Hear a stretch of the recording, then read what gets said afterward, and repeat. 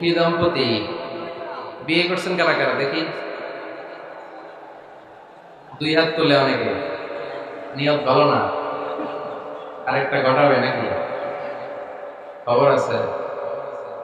ভাবি সব মানলেও এটা মানবে না, ঠিক কিনা? আমাদের দেশের নারীরা ভালোবাসায় ভাগ বসাতে দিতে চায় না, সব মানে। সারাদিন এটা বোঝাবেন, বোঝানোর পরে বলবে না, সবশেষে কি বলে? না।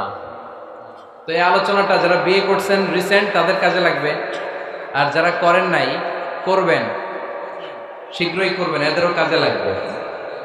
আর যারা মুরব্বী অনেক অভিজ্ঞতা ওনাদেরও কাজে লাগবে, ওনারা এটা শুনে নাতি নাত করতে শোনাতে পারবে, ঠিক কিনা? তাহলে কারোরই লস নাই। আলোচনাটা বলতে আমার 50 মিনিট থেকে 1 ঘন্টার সময় লাগবে। এই 1 ঘন্টা বা 50 মিনিট বসে থাকতে পারবেন যারা যারা, তারাই বসে থাকবেন। বাকিরা আপনাদের কাজ থাকলে, 1 নাম্বার থাকলে আস্তে আস্তে বেরোতে পারেন এখনই। যাদের 1 নাম্বার করা লাগবে, 1 নাম্বার বোঝেন? বোঝে নাই বোধ হয়। 1 নাম্বার মানে কি?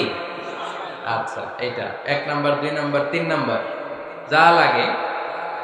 এই 50 মিনিট থেকে 1 ঘন্টার মধ্যে কেউ বেরোতে পারবে না। বের হইলে আমি ধরবো, আলোচনা থামাই, আপনারাও ধরবেন। পারা যাবে? কথা কয় না। যদি কারো এই 50 মিনিট থেকে 1 ঘন্টা 1 নাম্বার, 2 নাম্বার, 3 নাম্বার লাগে, এখনই চলে যান। যেহেতু আপনার ব্যস্ততা আছে, পেরেশানি আছে, কোনো অসুবিধা নেই, আস্তে আস্তে উঠে যান।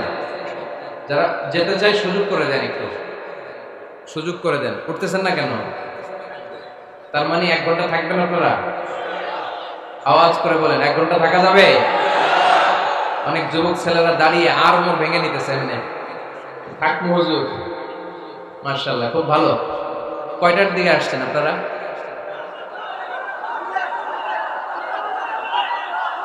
দুপুর 2টা। আরে কি কষ্ট হইতেছে এদের। তো এত ঘন্টা যেহেতু থাকলেন, 8 ঘন্টা 10 ঘন্টা, আর 1 ঘন্টা কি কোরবানি করা যাবে? উঠবেন না? না, আমি কিন্তু সুযোগ দিছি। এই 1 ঘন্টার মাঝখানে কেউ উঠতে পারবে না, মনে থাকবে? আলোচনার বিষয় সুখী দম্পতি। বিষয় কি? কথা বলে না। দম্পতি বোঝেন? বোঝেন? স্বামী আর স্ত্রী বানায় যেজন মিস্ত্রি, সে বড় আজব কারিগর মনরে, সে বড় কঠিন কারিগর, ঠিক কিনা? পৃথিবীর প্রথম দম্পতি হচ্ছে সাইয়েদনা আদম আলাইহিস সালাম আর হাওয়া আলাইহিস সালাম। পৃথিবীর প্রথম স্বামী আদম আলাইহিস সালাম, প্রথম স্ত্রী হাওয়া আলাইহিস সালাম। ওয়া কুলনা ইয়া আদম উসকুন আনতা ওয়া যাওজুকাল জান্নাহ। আল্লাহ বললেন, আদম তুমি আর তোমার জোড়া বা তোমার স্ত্রী দুজনে মিলে জান্নাতে থাকো। তাহলে ওনারা ছিলেন স্বামী আর স্ত্রী, ঠিক কিনা? তাহলে এই দাম্পত্য সম্পর্কটা এটা জান্নাতি সম্পর্ক। কি সম্পর্ক? উত্তর দিতে হবে দৌলতপুরের ভাইরা। রাগ করছেন আমার সাথে? শীত লাগতেছে? উত্তর দেওয়া যাবে আওয়াজ করে? হ্যাঁ, আওয়াজ করে উত্তর দিব, মুখে তালা মেরে বসে থাকা যাবে। তাহলে পৃথিবীর প্রথম স্বামীর নাম কি? আদম আলাইহিস সালাম। পৃথিবীর প্রথম স্ত্রী হাওয়া আলাইহিস সালাম। এই দাম্পত্য সম্পর্কটা বড় মধুর, বড় গভীর, বড্ড ভালোবাসা, ঠিক কিনা? স্বামী আর স্ত্রী, স্বামী আর স্ত্রী, এই সম্পর্কটাকে আল্লাহ তাআলা কোরআনে পোশাকের সাথে তুলনা করেছেন। কিসের সাথে? পোশাক। আরবিতে বলে লিবাস। আরবিতে কি বলে? লিবাস। আল্লাহ বলেছেন, ও নারীরা তোমরা পুরুষদের জন্য পোশাক, আর ও পুরুষেরা তোমরা নারীদের জন্য পোশাক। পড়েন সুবহানাল্লাহ। পোশাকের বেসিকলি 3টা কাজ। কয়টা? কেউ কথা কয় না, আরো জোরে বলেন, কয়টা? এখন আওয়াজ আসলো কোথা থেকে? আওয়াজ করে উত্তর দিবেন, চিল্লায় বলেন, পোশাকের কাজ কয়টা? এভাবে শেষ পর্যন্ত, পোচায় যেন সাউন্ড বের করে না লাগে, স্বপ্রণোদিত ভাবে উত্তর করবেন, ক্লাসের মতো হোক। 3টা কাজ। 1 নম্বর কাজ হচ্ছে পোশাক ইজ্জতের আবরু, লজ্জাস্থান ঢেকে রাখে, ঠিক কিনা? আমাদের লজ্জাস্থান ঢেকে রেখেছে আমাদের পোশাক। ঠিক তেমনি স্বামী তার স্ত্রীর ইজ্জত হেফাজত করে, স্ত্রী তার স্বামীর ইজ্জত হেফাজত করে, স্বামী তার স্ত্রীর চরিত্র হেফাজত করে, আর স্ত্রী তার স্বামীর চরিত্র হেফাজত করে। এজন্য আল্লাহ একে অপরের উদাহরণ দিতে যে লেবাস বা পোশাকের সাথে তুলনা দিয়েছেন। সুবহানাল্লাহ পড়েন। পোশাকের 2 নাম্বার কাজ হচ্ছে সৌন্দর্য। এই যে কত সুন্দর ডিজাইন করা, এমব্রয়ডারি করা পোশাক যখন আমরা পরি সুন্দর লাগে না? তেমনি পুরুষের চোখে নারী সুন্দর, নারীর চোখে পুরুষ সুন্দর, স্বামীর চোখে স্ত্রী সুন্দর, স্ত্রীর চোখে স্বামী সুন্দর। সুবহানাল্লাহ পড়ে। পোশাকের 3 নাম্বার কাজ হচ্ছে কমফোর্ট, আরাম দেয়া, প্রশান্তি দেয়া। শীতকালে এই যে আমরা ব্লেজার পরেছি, জ্যাকেট পরেছি, অনেকে চাদর গায়ে দিয়েছেন, কেউ মাথায় রুমাল দিয়েছেন, কেউ গলায় মাফলার দিয়েছেন, একটা উষ্ণ উষ্ণ আরাম আছে না নাই? আবার গরমের কালে পাতলা সুতি কটনের কাপড় পরলে একটা আরাম আছে না নাই? তাহলে পোশাক পরলে যেমনি আমাদের দেহ প্রশান্ত হয়, আরাম পাওয়া যায়, তেমনি স্বামী স্ত্রীর স্পর্শ পেলে সে আরাম পায়, তার হৃদয়টা প্রশান্ত করে দেয় কে? আবার স্ত্রী স্বামীর সঙ্গ পেলে তার মধ্যে প্রশান্তি এনে দেয় কে? এজন্য রব্বুল আলামিন বলেন, হুন্না লিবাসুল লাকুম ওয়া আনতুম লিবাসুল লাহুন্না। ও দুনিয়ার নারীরা, তোমরা হলে পুরুষদের জন্য পোশাক, পুরুষ হলো নারীদের জন্য পোশাক। সুবহানাল্লাহ। পোশাক যেমনি ইজ্জত আবরুর হেফাজত করে, তেমনি স্বামী স্ত্রী একে অপরের ইজ্জত হেফাজত করে। পোশাক যেমনি সৌন্দর্য বাড়ায়, স্বামীর চোখে স্ত্রী সুন্দর, স্ত্রীর চোখে স্বামী সুন্দর। পোশাক যেমনি আরাম দেয়, স্বামী তার স্ত্রীর স্পর্শ পেলে, স্ত্রী তার স্বামীর স্পর্শ পেলে হৃদয়ে প্রশান্তি অনুভব করে, ঠিক কিনা? এজন্য দাম্পত্য জীবন, এখানে স্বামীও আছে, স্ত্রীও আছে। ইংরেজিতে বলে কাপল, কাপল লাইফ। এই বিশ্ব সভ্যতা নির্মাণে নারী পুরুষ, স্বামী স্ত্রী দুইজনেরই অবদান আছে না নাই? এজন্য সুনানে তিরমিজির বর্ণনায় আল্লাহর হাবিব সাল্লাল্লাহু আলাইহি ওয়াসাল্লাম বললেন, আন-নিসাউ শাকাইকুর রিজাল, নারীরা হচ্ছে পুরুষের কাউন্টার পার্ট, নারীরা হচ্ছে পুরুষের পার্টনার, সহকর্মী, সহযোগী। এই বিশ্ব সভ্যতা নির্মাণে শুধু পুরুষদেরই অবদান নাই, নারীদের অবদান আছে না নাই? এজন্য কাজী নজরুল ইসলাম অসাধারণ লিখেছে, এ বিশ্বে যা কিছু মহান চিরকল্যাণকর, অর্ধেক তার করিয়াছে নারী, অর্ধেক তার নর। তার মানে নর নারী, স্বামী স্ত্রী দুইজনেরই অবদান এই মানব সভ্যতায় আছে না নাই? এই সম্পর্কটাকে আল্লাহ লেবাসের সাথে তুলনা করলেন, মেটাফরিক্যালি, রূপক ভাবে আল্লাহ পোশাকের সাথে তুলনা করলেন। পোশাক যেমনি গায়ের সাথে লেগে থাকে, পোশাক যেমনি চামড়ার সাথে মিশে থাকে, স্বামী স্ত্রীর সম্পর্কটাও এরকম, একাকার, মিলেমিশে, ভালোবেসে একাকার। স্বামী স্ত্রীর রিলেশনশিপ সম্পর্কটা অনেকটা হাত আর চোখের মতো। হাত ব্যথা পেলে চোখ দিয়ে পানি ঝরে, আবার চোখ দিয়ে পানি ঝরলে হাত সেই পানি মুছে দেয়, ঠিক কিনা? তাহলে সম্পর্কটা কেমন যেন হাত আর চোখের মতো। হাত কেটে গেলে পানি পড়ে কোন দিক দিয়ে? চোখ দিয়ে পানি ঝরে। আবার চোখ দিয়ে পানি ঝরলে চোখের পানি মোছার জন্য হাতের দরকার আছে না নাই? তাহলে একেবারে মিলেমিশে একাকার সুখী দাম্পত্য জীবন, স্বামী স্ত্রী এই জান্নাতি সম্পর্কটাকে কিভাবে উপভোগ করবে, কিভাবে একে অপরের সাথে ডিলিংস করবে, আচরণ করবে, এ ব্যাপারে কোরআন এবং সুন্নাহ আমাদের জন্য গাইডলাইন দেয়া আছে না নাই? আমরা গাইডলাইন নিব কোরআন থেকে। কোথেকে? কোরআন থেকে আর সুন্নাহ থেকে। কারণ এই কোরআন আর সুন্নাহ আমাদেরকে সঠিক জীবন দর্শন শিখায়, কিভাবে এই পৃথিবীতে চললে পৃথিবীতেও সুখ, আবার আখিরাতেও সুখ, এর সব দিক নির্দেশনা কোরআনে আছে না নাই? তাহলে এই যে স্বামী স্ত্রীর দাম্পত্য জীবন, এক্ষেত্রে প্রত্যেককে আল্লাহ তাআলা কিছু দায়িত্ব দিয়েছে। আজকে দায়িত্বগুলোর ব্যাপারে আমরা শুনব। স্ব স্থানে থেকে প্রত্যেকেই, স্বামী যদি স্বামীর দায়িত্ব পালন করে, স্ত্রী যদি স্ত্রীর দায়িত্বটুকু পালন করে, তাহলে দাম্পত্য জীবনটাকে জান্নাতি দাম্পত্য সুখ দিয়ে ভরে দিবে কে? আল্লাহ। আমাদের প্রত্যেকের দাম্পত্য জীবন সুখী হোক, সমৃদ্ধ হোক, আমরা চাই কি চাই না? অনেকে বলে হুজুর সুখ নাই, সুখ নাই, ঘরের ভেতরে গেলেই জাহান্নাম। আহা, কথা শোনে না আমার। আবার স্ত্রীরা বলে হুজুর দোয়া করবেন, পরকিয়া করে, খালি এসএমএস পাঠায়, আমারে ভাল লাগে না, এখন এখন অন্যদিকে ঘুরে, এরকম আসরা নেই। দুই দিক থেকে অভিযোগ। বোনদের জন্য কোনো প্যান্ডেল ট্যান্ডেল আছে নাকি আজকে? হ্যাঁ, দিনের বেলা সমাবেশ ছিল তো, এটা হয়ে গেছে তো মাইকের সাউন্ড নিশ্চয়ই। এই এদিকে উঠছে কে? টান দেন এদেরকে ধরে, টানেন টানেন, টাইনা বসান বসান, টান দেন টান দেন, হুজুরে ধরেন, হুজুরে ধরেন। ধরতে পারেন নাই হুজুরে? ধরছেন? হ্যাঁ, টান দেন। এই তো টাইনা বসান, এদিকে তাকান, এদিকে হয়েছে, হ্যাঁ বসাই দিচ্ছে। এইভাবে চলবে একেবারে শেষ পর্যন্ত। উঠলে খবর আছে। শুরুতে সুযোগ দিয়েছি, সুযোগ নেন নাই। তো আমরা প্রথমে স্বামীর দায়িত্ব শুনবো। দাম্পত্য জীবনে স্বামীকে আল্লাহ তাআলা কি দায়িত্ব দিয়েছে, তারপর স্ত্রীকে আল্লাহ তাআলা কি দায়িত্ব দিয়েছে, এবং দুইজনের আবার কালেকটিভ সম্মিলিত কিছু দায়িত্ব আছে, এগুলো আমরা শুনবো। শুনতে রাজি আছেন তো? কষ্ট হচ্ছে আপনাদের? আচ্ছা, এই বাম দিকটা আমাকে কষ্ট দিয়েই যাচ্ছে, খালি আওয়াজ কথা। একটু থামছে আবার শুরু, কেন? আমার দিকে তাকান। আরেকজনকে থামতে বলছে কি আপনার? এই থামো থামো, এগুলো বলেন কেন? আপনি থামেন, তাই তো হয়ে গেল। হ্যাঁ, আবার আমার সাথে কথা বলেন, আপনি চুপ। তো প্রথমে আমরা সম্মিলিত দায়িত্বের কথা শুনবো। সম্মিলিতভাবে আল্লাহ স্বামী স্ত্রী দুইজনকেই কিছু দায়িত্ব দিয়েছে, যে দায়িত্বটা দুইজনের উপরই বর্তায়। এরপরে শুনবো স্বামীকে আল্লাহ কিছু দায়িত্ব দিয়েছে, এটা শুনবো। এরপরে স্ত্রীকে কিছু দায়িত্ব দিয়েছে, আল্লাহর কসম এই দায়িত্বগুলো যদি স্বামী স্ত্রী সম্মিলিতভাবে পালন করে, এক একটা ঘরকে আল্লাহ জান্নাতি পরিবার বানিয়ে দিবে, সুখী সমৃদ্ধ জান্নাতি দম্পতি বানিয়ে দিবে। এরকম দাম্পত্য জীবন, সুখময় দাম্পত্য জীবন আমাদের হোক। আমরা চাই কি চাই না? চাই। তাহলে আমরা প্রথমে আলাদা আলাদা দায়িত্ব শোনার আগে সম্মিলিত বা কালেকটিভ রেসপন্সিবিলিটি কি আছে, এই সম্মিলিত দায়িত্বগুলো শুনবো।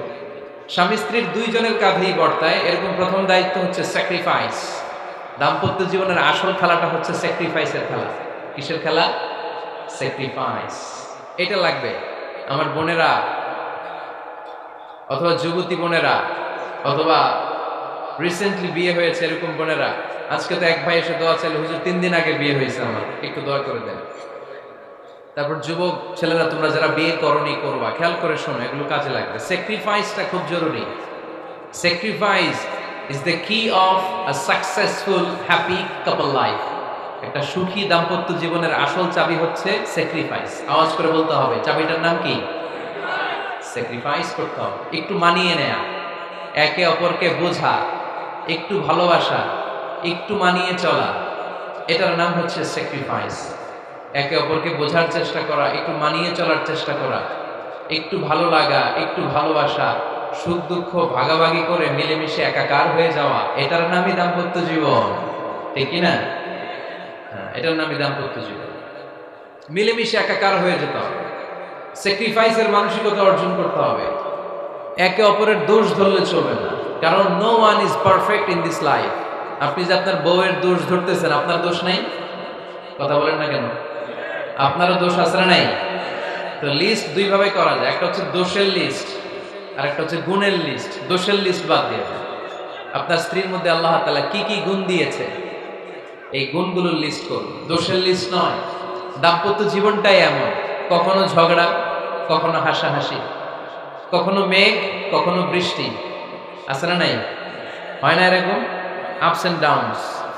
মাঝে মাঝে একটু ঝগড়া, মাঝে মাঝে আবার ভালোবাসা, আবার খুনসুটি, এগুলো মিলেমিশে একাকার করে স্যাক্রিফাইস দিয়ে একে অপরকে জয় করে নিতে হয়। কারণ no one is perfect in this world. এই পৃথিবীতে কেউই পারফেক্ট না। আপনি আপনার বউয়ের দোষ খুঁজলে আপনারও দোষ আছে না নাই? কেউ দোষমুক্ত নয়। এজন্য দোষ না খুঁজে আমরা স্যাক্রিফাইস করবো। দাম্পত্য জীবনের এটাকে সুখী সমৃদ্ধ করার 1 নাম্বার চাবিকাঠি হচ্ছে স্যাক্রিফাইস। এইদিকে কয়েকটা হচ্ছে, এগুলো টান দেন, বসান বসান বসান বসান। এই যে লাল গেঞ্জি, এটারে বসান, পিছনে সবুজ গেঞ্জি বসান, টাই না বসান না, আমি বলছি বসান, টান দেন ওরে ধরে, টানেন সবাই মিলে, টান দেন ওরে। হ্যাঁ বসান, হ্যাঁ ধাক্কা মারেন, সাবাস, হ্যাঁ ঠিক আছে। এই বসাইতে পারেন, লাল গেঞ্জি চলে যাইতেছে, ওরে ধরো, এই ঠিক আছে, বসছে ও, ঠিক আছে বসছে, ফাইন, আমার দিকে তাকান, বসে গেছে। কষ্ট পাইতেছেন আপনারা? হুজুর শেষ করে দেই দিলে? হ্যাঁ শুনবেন তো? ওঠা বসা কেন? সময় দিয়েছিলাম, ওই সময় যান না কেন? পুরো বাংলাদেশটা এরকম ক্যাওস, কেউ নিয়ম মানতে চায় না। যেতে বলছি যায় না, এরপর কথা শুরু করছে, এখন ওঠা শুরু করছে। তো শৃঙ্খলা আপনি কোথায় কাজে লাগাবেন? এটা কোরআনের মাহফিল, এখানে নীতির কথা শোনানো হয়। তো এখানে যা চলবে সব নীতি মেনেই চালাতে হবে, ঠিক কিনা? অনিয়ম করতে পারবেন না আপনি।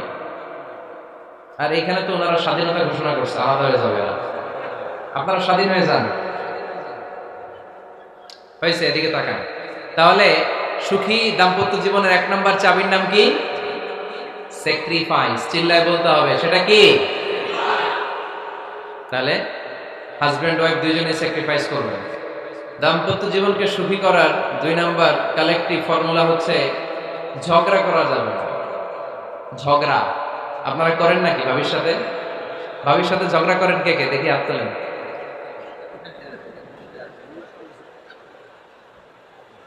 এদিকে সব আল্লাহর ওলি, এরা ঝগড়া টগড়া করে না। আপনি করেন? এই সাহসী সন্তান আছে কিছু, মাশাআল্লাহ। ঠিক আছে, বেশি করেন না বাস। হ্যাঁ ঠিক আছে, ঠিক আছে, তোমরাও করো, বুঝছি আপনারাও করেন। ওকে, না ঝগড়া করা যাবে না। একজন ঝগড়া শুরু করলে আরেকজন চুপ থাকতে হবে। দুইজনই ঝগড়া করলে, দুইজন রেগে গেলে ঝামেলা আসরা নেই। স্বামী রেগে গেলে স্ত্রী চুপ, স্ত্রী কখনো রেগে গেলে স্বামী চুপ, দুইজনই রেগে গেলে তৃতীয় বিশ্বযুদ্ধ। ঠিক কিনা? এজন্য ঝগড়া করতে দেয়া যাবে। মেহেরবানি করে ঝগড়া শুরু করবেন না, যে কোনো মূল্যে এই ঝগড়াকে থামায় রাখতে হবে। তো ফ্যামিলিতে ঝগড়া অনেক সময় হয়ে যায়, কিন্তু একজন ঝগড়া করলে আরেকজন চুপ থাকতে হবে। ঝগড়া নিয়ে একটা মজার গল্প আছে, শুনবেন? বিশৃঙ্খলা ভোগ করলে তো গল্প শোনানো যাবে না, একেবারে চুপ। আমার দিকে তাকান, তাকিয়েছেন? ঝগড়া নিয়ে যে গল্পটা সেটা হচ্ছে, এক স্বামী ওয়াজ শুনে বাড়িতে গেছে রাত 11টায়। তো বাড়ির কাছাকাছি যেতে না যেতে স্ত্রীর আবার স্বভাব হচ্ছে রাতের খাবারটা স্বামীর সাথে একসাথে খায়, আলাদা খায় না। তো বাড়ির সামনে যেই স্বামী ফোন দিছে ওয়াইফকে, এই শুরু করার আগে দরজাটা খোলো, আমি চলে আসছি। তো ওয়াইফ এসে দরজা খুলে দিচ্ছে। এবার স্বামী ঘরে ঢুকে বলে, শুরু করার আগে রাতের খাবারটা দিয়ে দাও টেবিলে, খেয়ে ফেলি। স্ত্রী বেচারি ডাইনিং টেবিলে খাবার দিয়েছে, হাজবেন্ড বেচারা ওয়াশরুম থেকে ফ্রেশ হয়ে ডাইনিং টেবিলে বসেছে, স্ত্রীও বসেছে। তো খুব বড্ড গরম। হাজবেন্ড বলে, শুরু করার আগে ফ্যানটা ছাড়। এইবার তো স্ত্রী বেচারি রেগে মেগে আগুন, কি আসার পর থেকে শুরু করার আগে, শুরু করার আগে, কি শুরু করার আগে? হাজবেন্ড বলে, এই তো শুরু হয়ে গেল। মানে কি? ঝগড়া। মানে কি? ঝগড়া। প্রিয় ভাইয়েরা, ঝগড়া করবেন না। স্বামী রেগে গেলে স্ত্রী চুপ থাকবেন, স্ত্রী রেগে গেলে স্বামী চুপ থাকবেন। কারণ সহিহ মুসলিমে এসেছে, ইন্না ইবলিসা ইয়াদাউ আরশাহু আলাল মা। ইবলিস শয়তান তার সিংহাসন গেড়েছে সাগরের উপর। কোথায়? ইবলিসের সিংহাসন কোথায়? সাগরের উপর। সুম্মা ইয়াবআসু সারায়াহু, সে প্রতিদিন সকালবেলা তার সাঙ্গপাঙ্গরে গোটা পৃথিবীতে পাঠায়, যা পৃথিবীতে ফাসাদ সৃষ্টি কর, ফাসাদ সৃষ্টি কর। ইবলিস যখন সাঙ্গপাঙ্গদেরকে গোটা পৃথিবীতে ছড়িয়ে দেয়, সারাদিন ধোকা দেওয়ার পরে, ওয়াসওয়াসা দেওয়ার পরে, রাত্রিবেলা ইবলিসের কাছে ফিরে আসে, এসে বলে, ও ইবলিস, আমি আজকে আল্লাহর বান্দাদেরকে দিয়ে মিথ্যা কথা বলিয়েছি। ইবলিস বলে, এটা তো কোনো ব্যাপারই না, এগুলোই তো তোদের কাজ। আরেক শয়তান বলে, আমি ওজনে কম দিয়েছি একজনের মাধ্যমে বাজারে। ইবলিস বলে, এটাও তেমন বড় কোনো কাজ নয়। আরেকজন বলে, আমি সুদের ডিলিংস করিয়েছি। ইবলিস বলে, এটাও কোনো কাজ নয়। আরেক শয়তান বলে, আমি মদের আড্ডাখানায় নিয়ে মসজিদে যেতে নিয়েছিল, সেখান থেকে সরিয়ে মদের আড্ডাখানায় আল্লাহর বান্দাদেরকে নিয়েছি। ইবলিস বলে, এইটাও তেমন বড় কোনো কাজ নয়। আরেক শয়তান এসে বলে, মা তারাকতুহু হাত্তা ফাররাকতু বাইনাহু ওয়া বাইনা ইমরাআতিহি, আমি এক আল্লাহর বান্দার সাথে বান্দির ঝগড়া লাগিয়ে, ঝগড়া করাতে করাতে তালাক পর্যন্ত নিয়ে গিয়েছি। মা তারাকতুহু হাত্তা ফাররাকতু বাইনাহু ওয়া বাইনা ইমরাআতিহি, আমি এক ইমানদার পরিবারকে ধ্বংসের শেষ প্রান্তে নিয়ে গিয়েছি। সামান্য ঝগড়ার পরে আমি ওয়াসওয়াসা দিতে দিতে ঝগড়া বাড়াতে বাড়াতে তালাক পর্যন্ত নিয়েছি। ইবলিস বলে, শাবাশ, তুই তো কাজের মতো কাজ করেছিস, আমার কাছে আয়, আমার কাঁধে ওঠ। ইবলিস তখন ওই শয়তানকে কাঁধে নিয়ে নাচতে শুরু করে। নাউজুবিল্লাহ পড়বেন না? এজন্য ইমানদারদের সংসার ভেঙে খান খান হোক, এটা হলে ইবলিস খুশি। আর ইমানদারের পরিবার টিকে থাকলে আমার আল্লাহ খুশি। আমরা কার খুশি চাই? এজন্য শয়তানরে খুশি হতে দেওয়া যাবে না। ইমানদারদের পরিবারগুলো ঝগড়ার মাধ্যমে ভেঙে যাক, সব সময় শয়তানের মিশন এটা। আর ইমানদারদের পরিবারগুলো টিকে থাক, এটা আমার আল্লাহ সব সময় চায়। সুবহানাল্লাহ পড়েন। এজন্য দৌলতপুরের ভাইরা, ঝগড়া করবেন না। ঝগড়া কিন্তু নবী রাসূলদের পরিবারেও ছিল, আল্লাহ রাসূল সাল্লাল্লাহু আলাইহি ওয়াসাল্লামের পরিবারেও ঝগড়া ছিল। এটা স্বাভাবিক। দাম্পত্য জীবনের খুব সিম্পল ইস্যু। একজন রাগ করলে আরেকজন থেমে যাবে। পারবেন? কি হলো, পারবেন না? আল্লাহর হাবিব সাল্লাল্লাহু আলাইহি ওয়াসাল্লামের সাথে আম্মা জান আয়েশার ঝগড়া হতো। মজার একটা হাদিস শোনো। সহিহ বুখারীর হাদিস, মুসনাদ আহমদ ইবনে হাম্বলে এসেছে এই হাদিসটা। আম্মা জান আয়েশার সাথে ঝগড়ার পর আম্মা জান আয়েশাও রাগ, আল্লাহ রাসূল সাল্লাল্লাহু আলাইহি ওয়াসাল্লাম রাগ। এখন রাগ মেটানোর দরকার আছে না নাই? আল্লাহ রাসূল সাল্লাল্লাহু আলাইহি ওয়াসাল্লাম বললেন, আয়েশা চলো মিটমাট করে ফেলি। সুবহানাল্লাহ কইবেন না? চলো মিটমাট করি। তো কারে ডাকবো মিটমাটের জন্য? ওমর রে ডাকি। আম্মা জান আয়েশা বলে, না, ওমর গলিব, ওমর খুব মেজাজ ওলা, আমার ডর লাগে। তোমার আব্বারে ডাকি। আব্বারে ডাকেন। আব্বারে ডাকেন। খুশি হয়ে গেছেন আম্মা জান আয়েশা। আবু বকর রাদিয়াল্লাহু চলে আসলেন, দাঁড়ালেন। এবার বিষ্ণু সাল্লাল্লাহু আলাইহি ওয়াসাল্লাম বললেন, তাতাকাল্লিমিন আও আতাকাল্লাম, কি ঘটছে আমাদের মাঝে, তুমি বলবা না আমি বলবো? আম্মা জান আয়েশা বললেন, তাতাকাল্লামু আনতা ওয়ালা তাকুল ইল্লা হাক্কান, আপনিই বলেন তবে সত্য ছাড়া মিথ্যা বলেন না। আবু বকর রাদিয়াল্লাহু তাআলা আনহু শুনে রেগে গেলেন, কি এ কেমন কথা তোমার? নবীকে উদ্দেশ্য করে তুমি বলছো সত্য ছাড়া মিথ্যা বলবেন না, নবী কখনো মিথ্যা বলবে নাকি? রেগে মেয়ের গায়ে মেরেছে এক চড়। চোর খেয়ে আম্মা জান আয়েশা উল্টে পড়ে গেলেন। সাইয়েদনা আবু বকর রাদিয়াল্লাহু তাআলা আনহু রেগে গড়গড় করতে লাগলেন, আবার মারার জন্য উদ্যত হলেন। আম্মা জান আয়েশা রাদিয়াল্লাহু তাআলা বাঁচার জন্য এবার বিশ্বনবীর পিছনে যে আশ্রয় নিলেন। সুবহানাল্লাহ পড়বেন না? বিশ্বনবী সাইয়েদনা আবু বকরের সামনে দুই হাত মেলে এভাবে দাঁড়িয়ে গেলেন। আল্লাহর হাবিব যখন আম্মা জান আয়েশাকে বাঁচানোর জন্য দুই হাত উঁচু করে দাঁড়িয়ে গেলেন, সাইয়েদনা আবু বকর থেমে গেলেন। সাইয়েদনা আবু বকর এই পরিস্থিতি দেখে ঘর থেকে বের হয়ে ঘরের বাইরে দাঁড়ালেন। এবার আল্লাহ রাসূল সাল্লাল্লাহু আলাইহি ওয়াসাল্লাম আম্মা জান আয়েশাকে তুললেন, বললেন, ইয়া আয়েশা কাইফা রাআইতিনি আনকাসতুকি মিনার রাজুল, দেখলা নাকি কেমন করে আমি তোমার বাবার হাত থেকে তোমারে বাঁচালাম? আজকে আমি যদি সামনে দাঁড়িয়ে না বাঁচাতাম, তোমার বাবা তোমারে একেবারে মেরেই ফেলতো। সুবহানাল্লাহ। দেখছো আয়েশা, আমি বাঁচাইলাম তোমারে, আমার সাথে ঝগড়া করো, আমি বাঁচাইলাম। এই কথা শুনে আম্মা জান আয়েশা রাদিয়াল্লাহু তাআলা লজ্জায় পড়ে হেসে দিলেন। সুবহানাল্লাহ করবেন না? এত আস্তে সুবহানাল্লাহ। লজ্জায় হেসে দিলেন। বিশ্বনবী সাল্লাল্লাহু আলাইহি ওয়াসাল্লাম এবার হেসে দিলেন। দুইজনের হাসাহাসি শুনে বাইরে থেকে আবু বকর রাদিয়াল্লাহু তাআলা আনহু হাসির আওয়াজ শুনে অবাক, কি রে এতক্ষণ যুদ্ধ এখন আবার হাসি? কেন হাসে দেখার জন্য সাইয়েদনা আবু বকর রাদিয়াল্লাহু তাআলা আনহু ঘরের ভেতরে ঢুকলেন। ঢুকে দেখেন আম্মা জান আয়েশাও হাসে, বিশ্বনবীও হাসে। সাইয়েদনা আবু বকর হেসে দিলেন, আরশের উপর থেকে খুশি হয়ে গেলেন কে? এবার সাইয়েদনা আবু বকর বলেন, ইয়া রাসূলুল্লাহ ইয়া হাবিবাল্লাহ আশরিকানি ফি সিলমিকুমা কামা আশরাকতুমানি ফি হারবিকুমা। নবী গো, আপনাদের দুইজনের মধ্যে যুদ্ধ লাগলে যেমনি মিটমাট করার জন্য আপনি আমারে ডাকেন, আপনাদের এই আনন্দ ঘন মুহূর্তগুলোতে শরীক হওয়ার জন্য মাঝে মাঝে আমারে ডাইকে। সুবহানাল্লাহ পড়েন। আপনাদের মধ্যে যুদ্ধ লাগলে সন্ধি করার জন্য যেমনি আমারে ডাকেন, আপনারা যখন আনন্দ ঘন পরিবেশে এরকম খুনসুটি করেন, হাসাহাসিতে মেতে ওঠেন, তখন একটু আমারে ডাইকেন। সুবহানাল্লাহ পড়বেন না? দেখেন আল্লাহ রাসূল সাল্লাল্লাহু আলাইহি ওয়াসাল্লাম পৃথিবীর সবচেয়ে শ্রেষ্ঠতম মানুষ। ওনাদের পরিবারেও ঝগড়া হতো, কিন্তু এই ঝগড়া কোনোদিন তালাক পর্যন্ত গিয়েছে? কথা বলেন না কেন? আল্লাহর হাবিব সাল্লাল্লাহু আলাইহি ওয়াসাল্লাম তার কোন স্ত্রীকে তালাক দিয়েছেন? প্রায় আম্মা জান আয়েশার সাথে রাগারাগি হতো। আল্লাহর হাবিব সাল্লাল্লাহু আলাইহি ওয়াসাল্লাম বলতেন, আয়েশা কখন তুমি রেগে থাকো সেটাও আমি জানি, কখন তুমি আমার উপর খুশি থাকো সেটাও আমি জানি। ইয়া আয়েশা ইন্নী লা আ'লামু ইযা কুনতি আন্নী রাদিয়া ওয়া ইযা কুনতি আলাইয়া গাদবা। আয়েশা কখন রেগে থাকো তাও বুঝি, কখন খুশি থাকো তাও বুঝি। আম্মা জান আয়েশা বললেন, ইয়া রাসূলুল্লাহ কেমনে বোঝেন? বিশ্বনবী বললেন, তোমার দোয়ার বাক্যগুলো শুনে বুঝি। যখন তুমি আমার উপরে খুশি থাকো তখন দোয়ার সময় তুমি এভাবে বলো, রব্বি মুহাম্মদ, ও মুহাম্মাদের রব, আপনি আমাদের সব গুনাহ মাফ করে দেন।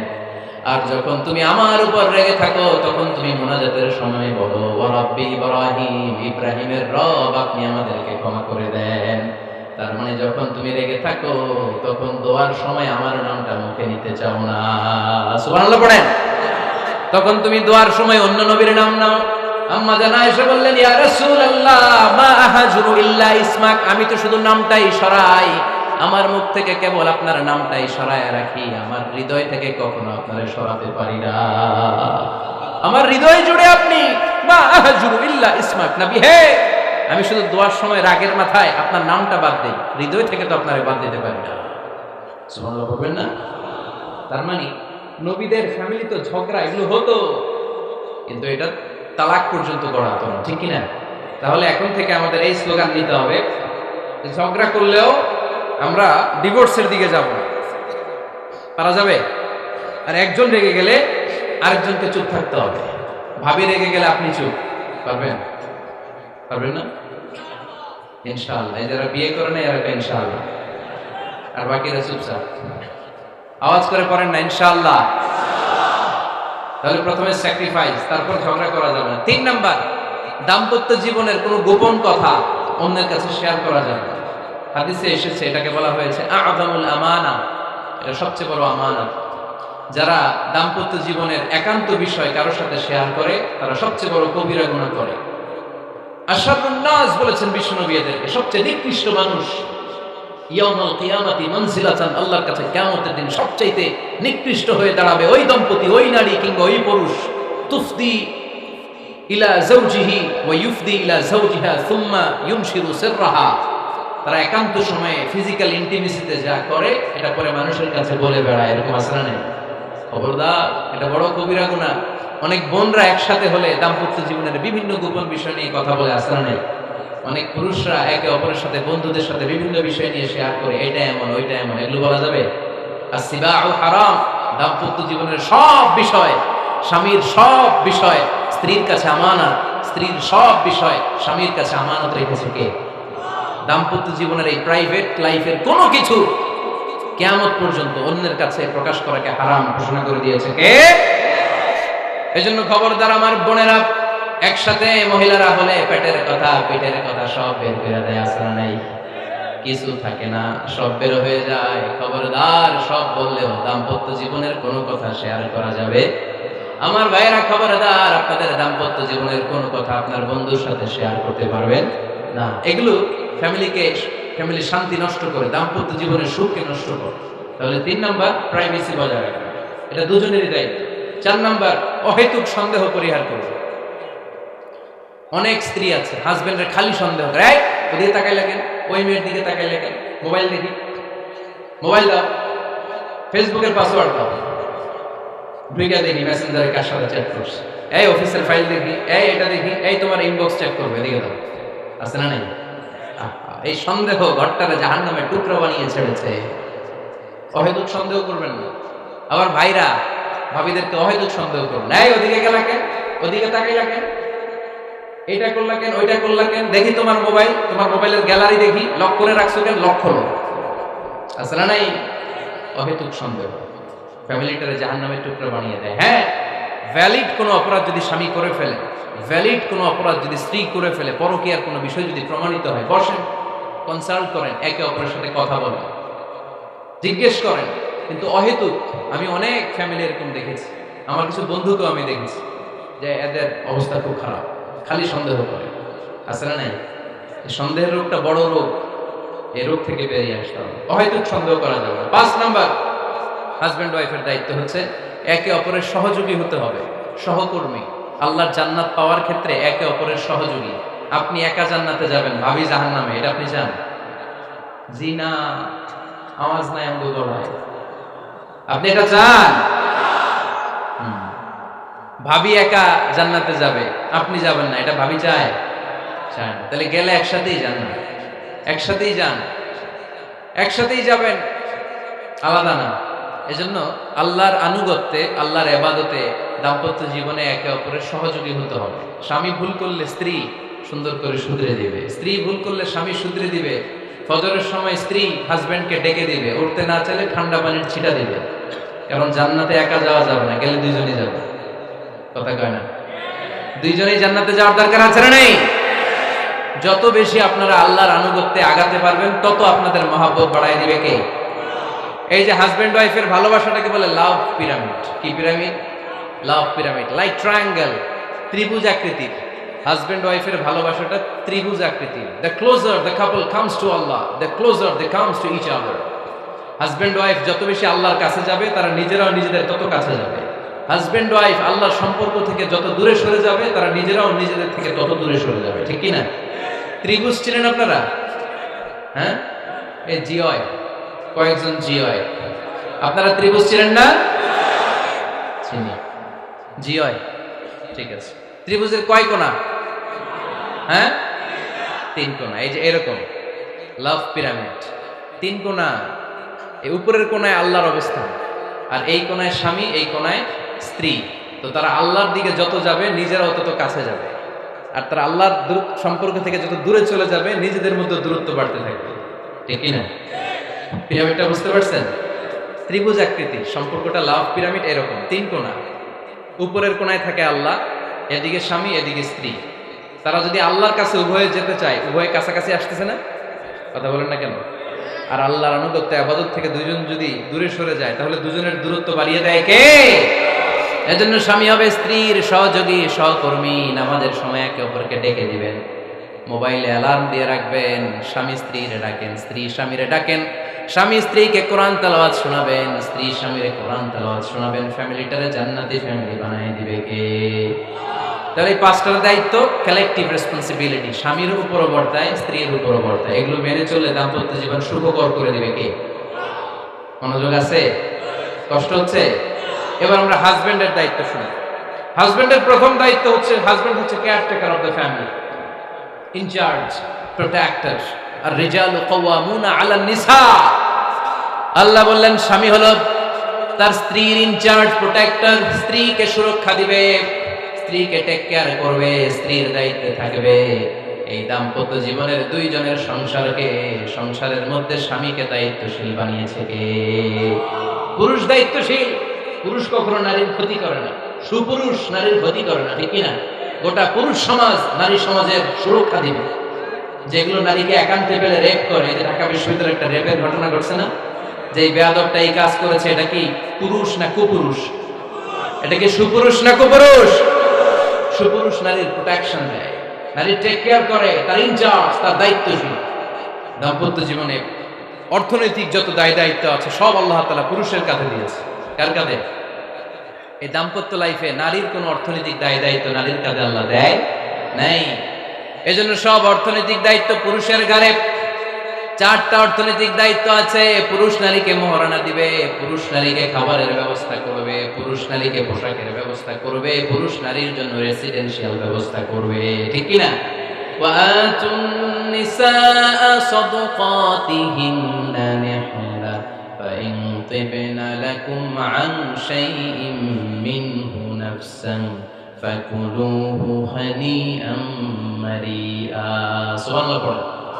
সব স্বামীদেরকে আল্লাহ ডেকে বললেন, ও স্বামীরা শোনো শোনো, বিয়ের পর সাথে সাথে স্ত্রীর কাছে তুমি মোহরানা আদায় করে দাও। মোহর দেয়া নফল নাকি ফরজ?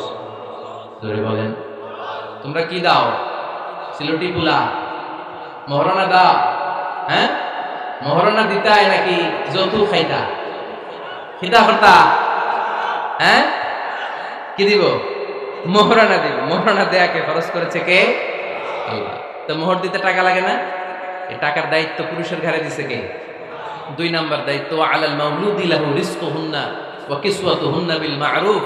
স্বামী স্ত্রীর জন্য খাদ্যের ব্যবস্থা করবে, পোশাকের ব্যবস্থা করবে। 3 নাম্বার, ওয়াসকিনুহুন্না মিন হাইসু সাকানতুম মিন ওয়াজদিকুম। নিজের সামর্থ্যের মধ্যে থেকে স্ত্রীর জন্য রেসিডেন্সিয়াল একটা এরিয়ার ব্যবস্থা করে দিবে। সুবহানাল্লাহ। তাহলে অর্থনৈতিক দায়িত্বের মধ্যে 4টা: মোহরানা দেয়া, মিলস খাবারের ব্যবস্থা করা, মানে ফুডিং এন্ড ক্লোথিং, পোশাকের ব্যবস্থা করা, সর্বশেষ রেসিডেন্সিয়াল ব্যবস্থা করা। এই যে অর্থনৈতিক সব দায়িত্ব, খরচ যেখানেই আছে সব দায়িত্বগুলো পুরুষের কাঁধে দিল কে? চিল্লায় বলেন কে? খরচের সবকিছু আল্লাহ তাআলা পুরুষের কাঁধে দিয়েছে। এটা হচ্ছে পুরুষের ফিনান্সিয়াল দায়িত্ব। এবার দাম্পত্য জীবনে পুরুষের নন ফিনান্সিয়াল কিছু দায়িত্ব আল্লাহ তাআলা দিয়েছে, এগুলো আমরা শুনব। এদিকে ওঠাওটি করলেন কে কে দেখি? আটকান, এদেরকে আটকান। ধরেন ধরেন, এদেরকে ধরেন। হ্যাঁ, কি হয়েছে? শেষ করে দিব তো? খিতা ফিতা, হ্যাঁ, জোরে মাতো। চলবে চলবে? হ্যাঁ, তাকবীর পড়েন তো দেখি। যারা চলবে বলতেছে লিল্লাহি তাকবীর।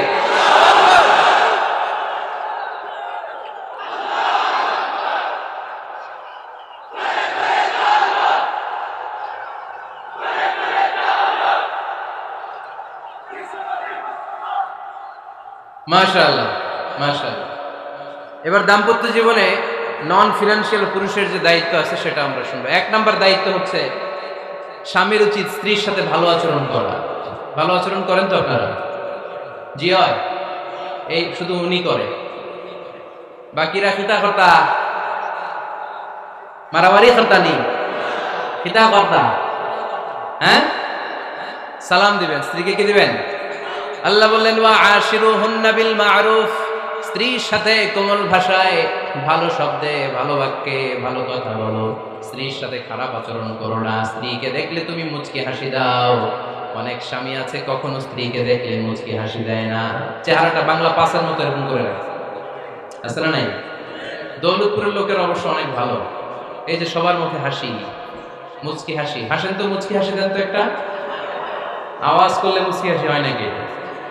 মুচকি হাসি, দাঁত দেখা যাবে না, সাউন্ড হবে না, শুধু এখানে একটু এক চিলতে হাসির একটা ঝলক করবে, এটা বলে মুচকি হাসি। কানা রাসূলুল্লাহি সাল্লাল্লাহু আলাইহি ওয়াসাল্লাম আকসারু তাবাসসুমান, আল্লাহর হাবিব সাল্লাল্লাহু আলাইহি ওয়াসাল্লাম সব সময় মুচকি হাসতেন। অনেকে আছে চেহারা গোমরা করে রাখে, জীবনেও হাসে না, এরকম আছে না নাই? দেখছেন এরকম আছে? এই এলাকায় তো নাই না? আছে। হাসবেন, হাসবেন, মুচকি হাসতে পয়সা লাগে না, পয়সা লাগে, এজন্য হাসবেন। আল্লাহর হাবিব সাল্লাল্লাহু আলাইহি ওয়াসাল্লাম বলেছেন ফাস্তাউসু বিন-নিসাই খায়রা, নারীর সাথে ভালো আচরণ করো। নারীদেরকে বাঁকা পাঁজরের হাড় দিয়ে তৈরি করা হয়েছে, এই হাড়কে সোজা করতে গেলে ভেঙে যাবে, রেখে দিলে বাঁকাই থেকে যাবে। তো কি করতে হবে? ফাস্তাউসু বিন-নিসাই খায়রা, কোমল আচরণ করো। আবার আল্লাহর হাবিব সাল্লাল্লাহু আলাইহি ওয়াসাল্লাম বললেন রিফকাম বিল কাওয়ারিদ, নারীদেরকে কাচের তৈজসপত্র, বাসনের সাথে, গ্লাসের সাথে আল্লাহর হাবিব সাল্লাল্লাহু আলাইহি ওয়াসাল্লাম তুলনা করলেন। কাচের তৈজসপত্র, কাচের গ্লাস, কাচের প্লেট যেমনি আস্তে তুলতে হয়, আস্তে রাখতে হয়, নারীদের সাথে এরকম কোমল আচরণ করার আদেশ দিয়েছে কে? কাচের গ্লাস, তৈজসপত্র, জগ কিভাবে রাখেন আপনারা? খুব জোরে এরকম ধপাস করে নাকি? উঠানোর সময় ধপাস করে উঠান? খুব স্মুথলি, স্মুথলি এটা ধরতে হয়, স্মুথলি এটা রাখতে হয়। তেমনি নারীদের সাথেও স্মুথলি আচরণ করবেন। নারীদেরকে যত আপনি কোমল মোলায়েম ভাষায় কথা বলতে পারবেন, তারা তত আপনার কথা শুনবে। যত সুন্দর সুন্দর কথা নারীকে, স্ত্রীকে বলবেন তুমি আমার সব, তুমি আমার কৈতরী, তুমি আমার টুনটুনি, তুমি আমার ময়না পাখি, তুমি আমার সোনা পাখি, ওই যে কয় কলিজা, তার মানে প্র্যাকটিস চলে বাসায়। আর কি ডাকেন? ভাবিরে কি ডাকেন বলেন? জান,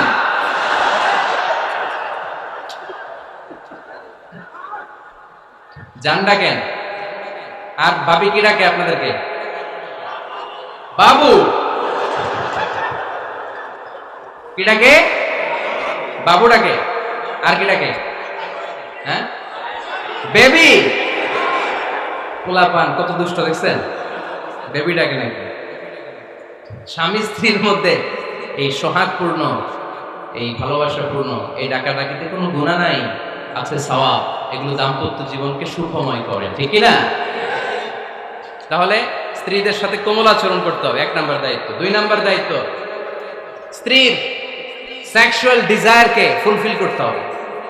সেনসিটিভ, যেগুলো ব্যাখ্যা করে বোঝানো কঠিন, আপনারা বুঝবেন যারা ম্যাচিউরড, মোর দেন 18 ইয়ার্স, যারা 18 প্লাস যাদের বয়স, সেক্সুয়াল ডিজায়ার ফুলফিল করা হাদিসে এসেছে, এটা স্বামীর দায়িত্ব। ফিজিক্যাল ইন্টিমেসির সময় নিজের ডিজায়ার ফুলফিল হলেই কুইট না করা, সময় দেয়া, এটা আবশ্যক। এই বিষয়েও প্রত্যেক স্বামীর খেয়াল রাখা দরকার। সংক্ষেপে শেষ করে দিলাম।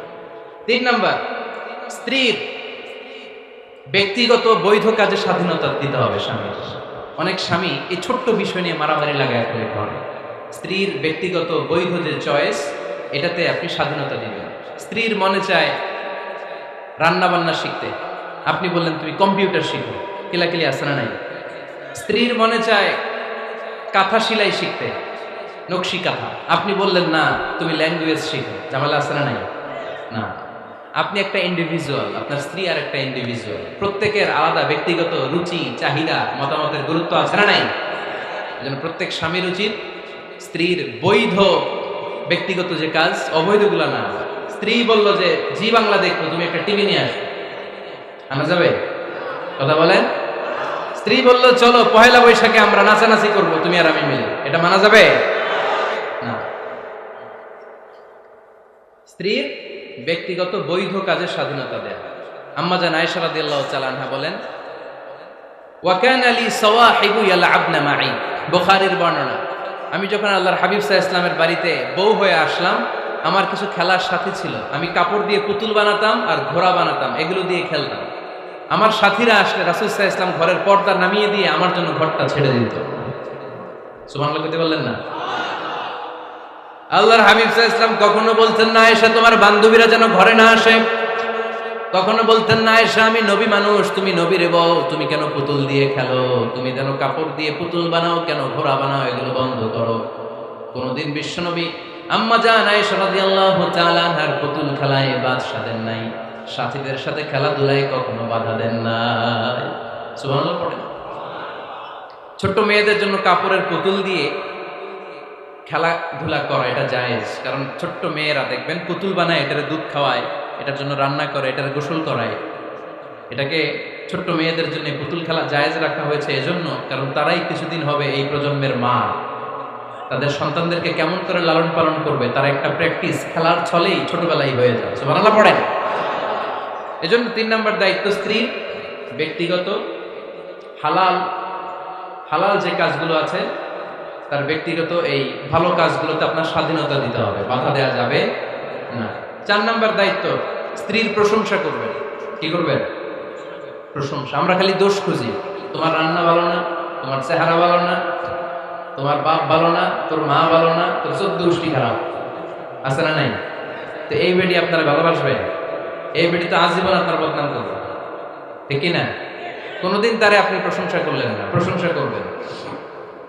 স্ত্রীর চেহারার প্রশংসা করেন, যে তুমি সুন্দর, তুমি সুন্দরী, এরকম বলেন, খুশি হবে না?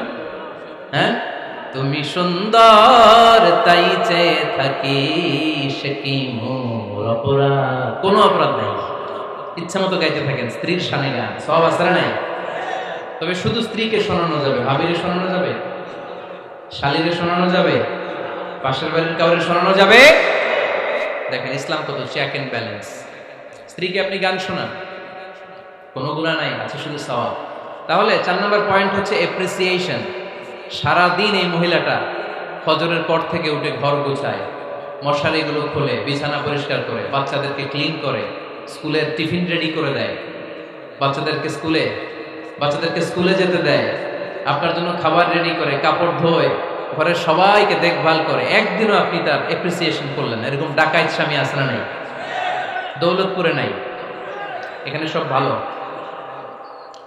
এপ্রিসিয়েট করবেন। আমরা ভুলে যাই, একটা থ্যাঙ্কস দিতে ভুলে যাই, একটা জাযাকিল্লাহ, আল্লাহ তোমাকে জাযা দেখ, এটাও বলি না। বউ তুমি অনেক কষ্ট করেছো, তুমি অনেক দিক সামলাও, আমি আর কয়টা সামলাই, তুমিই তো দেখো, একদিনও বলে না, আছে না নাই? তার রান্নার প্রশংসা করবেন, তার কাজের প্রশংসা করবেন, তার চেহারার প্রশংসা করবেন। এদিকে তাকান, বলবেন তুমি সুন্দরী, তুমি অনন্যা, তুমি সুস্নিগ্ধা, তুমি প্রিয়ম্বদা, তুমি সুহাসিনী, তুমি সুকেশিনী, তুমি সুভাষিনী, তুমি অসূর্যম পশ্যা, মেঘ কালো কেশ, কাজল কালো চুল, হরিণের মতো ডাগর ডাগর দুটি তোমার চুল। আহা হা, পোলা পয়েন্ট খুশি হয়ে গেছে।